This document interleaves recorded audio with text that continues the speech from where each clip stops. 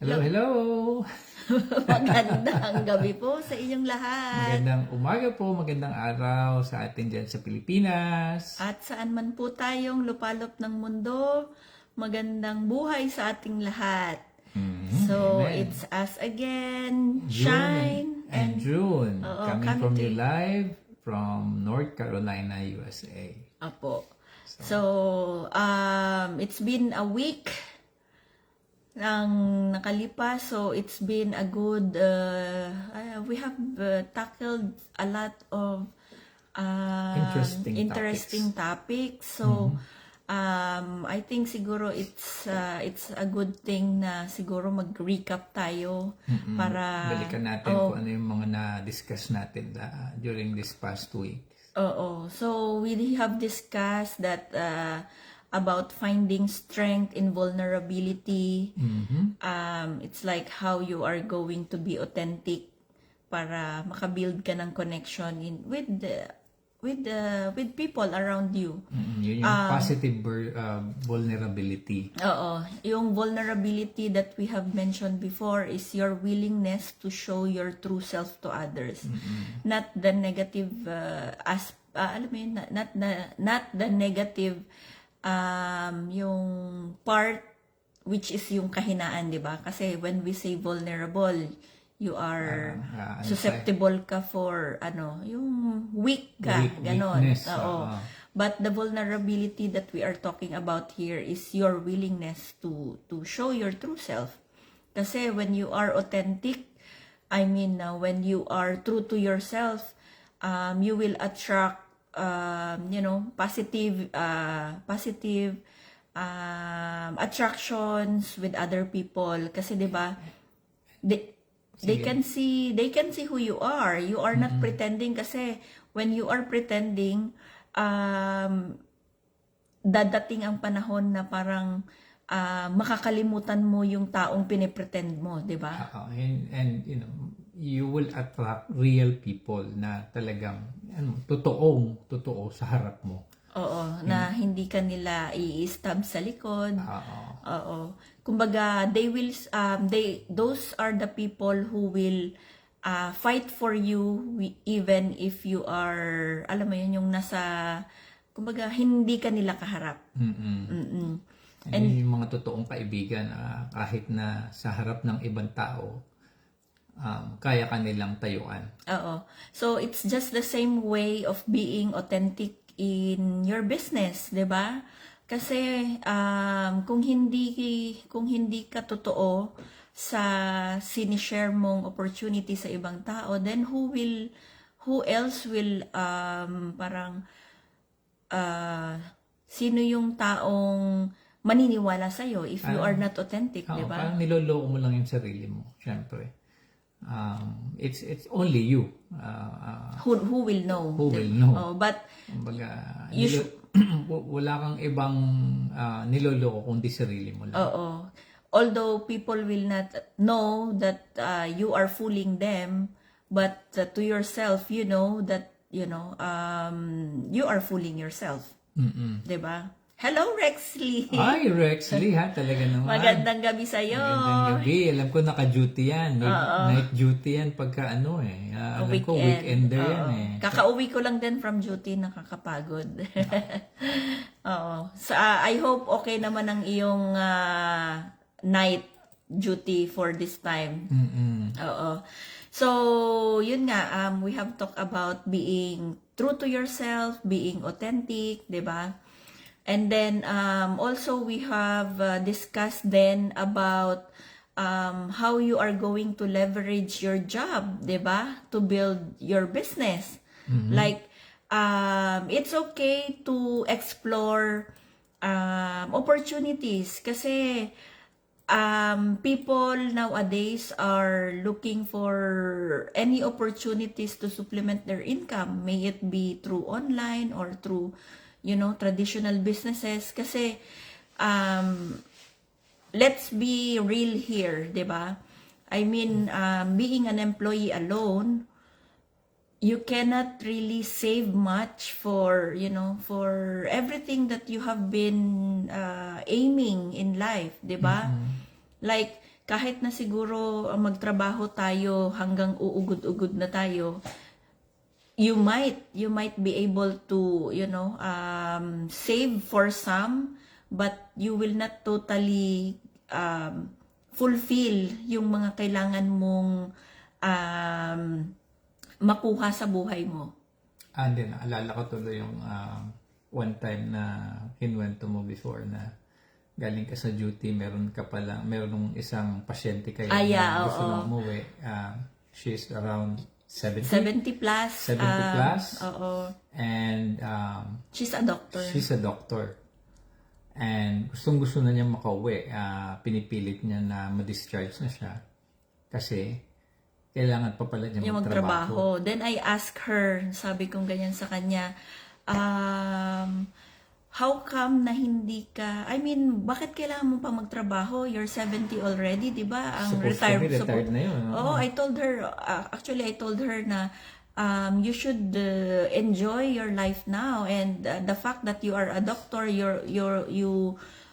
sumasahod ka You ng must be earning really amount. good amount. And then she told me na that was my biggest regret, that I haven't saved for the rainy days. Yun yung sinabi niya. Like, talagang yung araw na yun, talagang sobrang na-contemplate ako. Kasi, Wake up call yun. Wake up call yun. Kasi, di ba, like, she's almost mag-75 na siya eh. And like, she was really still, yung nagbabanat pa siya ng buto para lang may pangbayad daw siya sa bills niya.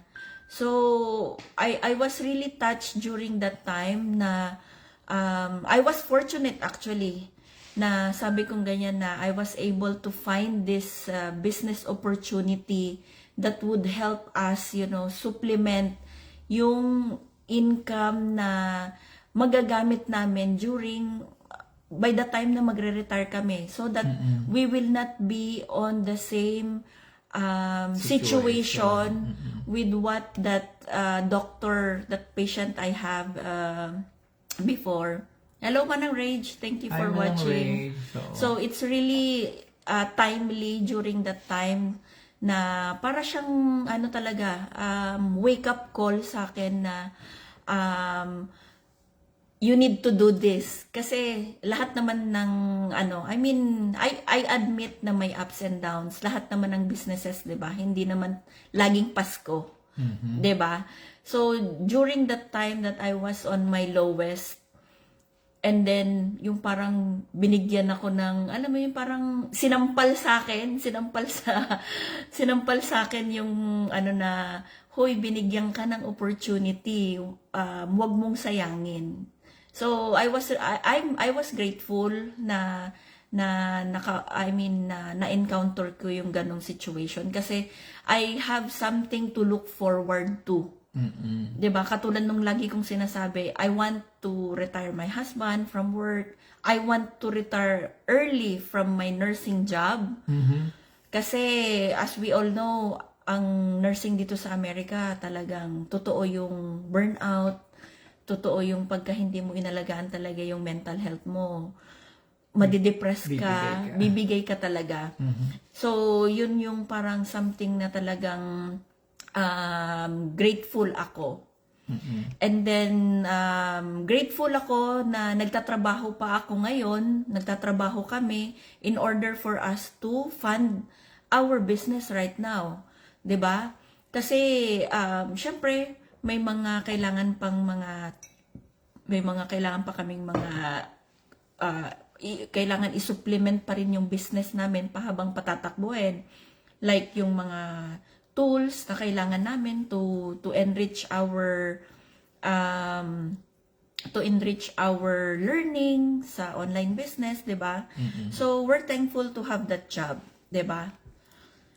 So isa 'yon sa naging topic din natin last week is yung leveraging your work while working on your side hustles, kumbaga. And dumating din tayo dun sa topic na when is the right time to transition. from a side hustle to a full-time business entrepreneur or business owner. So for those who have not watched that one, you will know that you will know that you can transition your side hustle into to full-time when the income that you are generating in your side hustle exceeds your monthly income from your primary job. Oo. Kung kaya na niyang harapin si Judith buwan-buwan, kaya na niyang kumbaga makapag-enjoy ka, allot ka ng quality time para sa mga gusto mong gawin sa iyong passion, apart from syempre pamilya. Hindi naman tayo nabuhay para magtrabaho. Nagtatrabaho tayo para mabuhay. So, yun ang isang malaking bagay, syempre, na dapat din natin pinaghahandaan. So, yun nga, na-mention din namin how you are going to turn your side hustle into long-term success. 'Di ba? Kumbaga, hustle lang, hustle hard.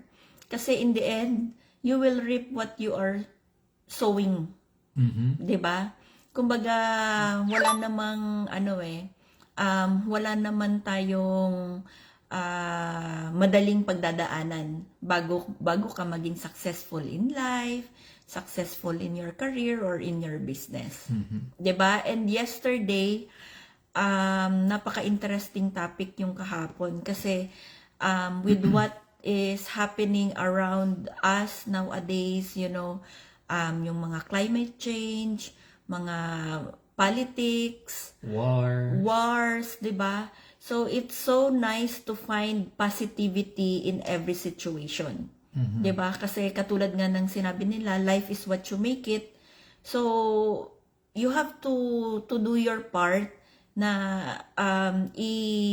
i-envision mo na puro positive lang. Kasi kung puro negative yung naiisip natin, kumbaga, you will have the whole day of being negative, 'di ba? Sino ba naman ang taong gustong kasama ang negative people, 'di ba? So, we should always surround ourselves with like-minded people, like with joyful people para ma-appreciate natin yung beauty ng buhay, 'di ba? Kasi hindi lang naman din puro hirap eh. At the end of the day, di ba sabi nga nila, kung familiar kayo doon sa kanta ng Side A Band, yung sample. Diba? Diba sabi nga na, there's a rainbow always after the rain. So, di ba, even kahit sa kanta, lagi nilang ini-incorporate na in every storm, may sunshine, may rainbow. After it passes. Oo. So, saka, doon na rin papasok syempre yung hindi man natin kontrolado kung ano yung parating sa atin, makokontrol natin how we would react about it. So, depende sa'yo kung puro negative ang iisipin mo, na total negative din yung reactions mo. Pero kung proactive ka, positive ang paiiralin mo, it will turn into a positive or better yet, an opportunity. For growth. Tama siya doon. So, I think... ano po ba? Meron po ba kayong mga reactions dyan? Comments? Please share us your insights as well. Baka meron po kayong i-share. Shout-outs. Parang katulad din yung sinabi ni Rex Lee din kahapon na parang let go and let God. Let God, Oo. Kasi at the end of the day, si Lord pa rin ang nakakaalam, 'di ba? Kumbaga nakaguhit na sa palad natin. Master architect ng ating buhay. Oo, nakaguhit na sa palad ng Panginoon kung ano yung naalala ko din tuloy yung sinabi sa amin during college, yung aming psychology teacher, live and let live. Kumbaga, binigyan tayo ng buhay, magbigay buhay naman tayo. Dahil, life is precious, it's a gift, it's it came from God, and naniniwala pa rin tayo syempre na hindi tayo pababayaan ng Diyos. So, I think yun lang po for tonight. It's just a nice feeling na makakapag-recap tayo para kasi minsan sa sobrang busy ng buhay, Parang nakakalimutan na natin. Actually, yung point ngayon is like, just be positive. stay positive. Stay positive no matter what, and let's just embrace what life will give us. Kasi at the end of the day, lilipas lang din yun. Oo. And there is always something, there is always a lesson to learn in every situation. Oo. But then, we still, encourage everyone na mag-pray pa rin. Kasi, katulad nung na-mention namin, siya nga yung ating master creator. He knows what he knows his plans for us, and that is to prosper us and not to harm us. So, dapat consulted pa rin ang mga plano natin sa Kanya. Oo. Oo. Kasi kung walang approval niya, nga. So, yun lang po for tonight, and tomorrow will be another interesting topic. So stay tuned. Stay tuned lang po kayo, and then for those who are curious what this online business that we are sharing with you guys, you can send us a direct message if you feel ashamed or you feel shy to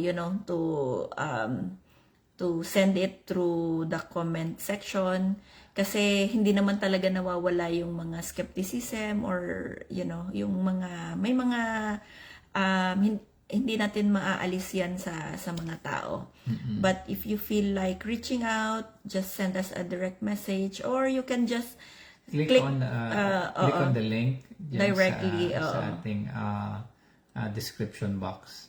Yun lang po for tonight. Have a blessed night, blessed morning. And we wish you all a happy weekend. Weekend na. Okay. Okay. Mag-ingat po, lalo sa mga nandiyan dyan sa may parting Catanduanes. Kanina kumalat yung, Bagyo. sa social media yung dadaanan ng bagyo, and it can be, it can convert into a super typhoon. So, Ingat po tayo, stay vigilant palagi. we are with you in prayers, and sana po malagpasan natin ito. This too shall pass. Amen. Amen. So, God bless po everyone, and may God bless always our all decisions in life. Thank you po. Thank you for watching.